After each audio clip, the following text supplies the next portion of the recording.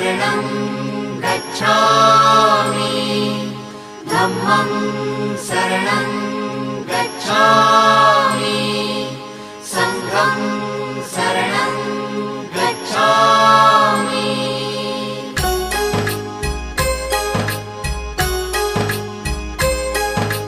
बुद्धं शरणं गच्छामि धम्मं शरणं गच्छामि संघं शरणं गच्छामि। त्यागमूर्ती तू शांत चित्त तू योग रूप संसारी